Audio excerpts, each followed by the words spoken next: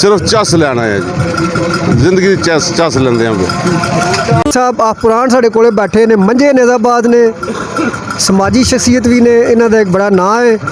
ਤੇ ਰਾਜਾ ਸਾਹਿਬ ਤੁਸੀਂ ਇਹ ਦੱਸਣਾ ਸਾਨੂੰ ਕਿ ਤੁਸੀਂ ਨਿਜ਼ਾਬਾਦ ਦੇ ਮੇਲੇ ਤੇ ਅਕਸਰ ਜਾਂਦੇ ਹੋ ਤੇ ਇਹ ਆਇਆ ਇਹਨਾਂ 'ਚ ਇਹ ਕੋਈ ਤਬਦੀਲੀ ਦੀ ਜ਼ਰੂਰਤ ਹੈ ਇਹ ਨਿਜ਼ਾਮਾਤ ਦੇ ਵਿੱਚ ਡਿਸਪਲਿਨ 'ਚ ਕਵਾਨੀਨ ਦੇ ਵਿੱਚ ਇਹ ਸਭ ਕੁਝ ਠੀਕ ਚੱਲ ਰਿਹਾ ਹੈ?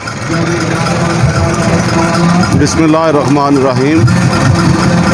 ये जनाब अपना नेज़ाबाजी जिहड़ी एक इवेंट चलता है, मतलब एक शौक है लोगों का, बहुत अच्छा शौक है। तो मेरा ख्याल है कि सही चलता पाया, ये ज़्यादा तब्दीली श्री की कोई नहीं जरूरत। जिस तरह चलता पाया बहुत अच्छा है।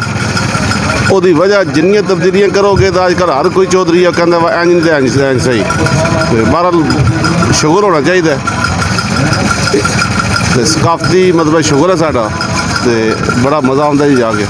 ਜ਼ਬਰਦਸਤ ਜਨਾਬ ਰਾਜ ਸਾਹਿਬ ਨੇ ਜਿਹੜੀ ਗੱਲ ਕੀਤੀ ਹੈ ਬਿਲਕੁਲ ਠੀਕ ਹੈ। ਅੱਜ ਤੱਕ ਕੋਈ ਕਿਸੇ ਮੇਲੇ ਦੇ ਅਸੀਂ ਜ਼ਾਤੀ ਅਨਾਤ ਬੇਸ਼ੱਕ ਹੋਣ ਲੋਕਾਂ ਦੇ ਪਿੰਡਾਂ 'ਚ ਜਾਂ ਬਰਾਦਰੀਆਂ ਵਿੱਚ ਕਿਸੇ ਮੇਲੇ ਤੇ ਅਸੀਂ ਕੋਈ ਕਿਸੇ ਕਿਸਮ ਦੀ ਵਾਇਲੇਸ਼ਨ ਨਹੀਂ ਵੇਖੀ ਹੈ। ਰਾਜ ਸਾਹਿਬ ਤੁਸੀਂ ਆਪਣੇ ਬਾਰੇ ਦੱਸ ਦਿਓ, ਕਦੋਂ ਦੀ ਨੇਜ਼ਾਬਾਜ਼ੀ ਕਰਦੇ ਹੋ ਪਏ ਔਰ ਕਿੰਨੇ ਘੋੜੇ ਤੁਸੀਂ ਰੱਖੇ ਨੇ ਤੇ ਇਨਾਮਾਤ ਜਿਹੜੇ ਕੋਲ ਇਹਨਾਂ ਦੇ ਬਾਰੇ ਦੱਸ ਦਿਓ।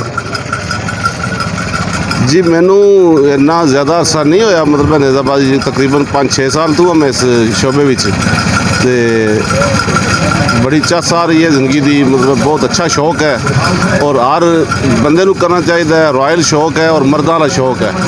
तो दूजे नंबर ते घोड़े जिहड़े मेरे को मेरे ख्याल 4-5 घोड़े हैं, 3 घोड़ियां, अल्लाह का शुक्र है। अच्छा, सिर्फ चस लैन आए इस गेम की एक होर वजह है?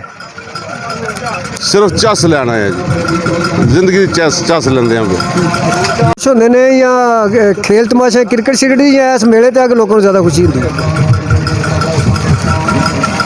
मेरे ख्याल है तो साढ़े प्यो दादी सकाफत है। मेरे हिसाब ही तो हर बंदा इत्थे आके खुश होंदा होगा। सियासी जलसियां जाना तो एक मजबूरी होंदी है बंदे दी। असीं तो सियासी जलसियां गए कदे नहीं, तो यही साडा शौक है, तो इत्थे ही आके सानू तो खुशी होंदी है। गौरमेंट ने एक कमेटी बनाई सी खेलों वास्ते, तो की समझते हो गौरमेंट ने कोई नेज़ाबाजी वास्ते या देसी खेलों में कोई किया है?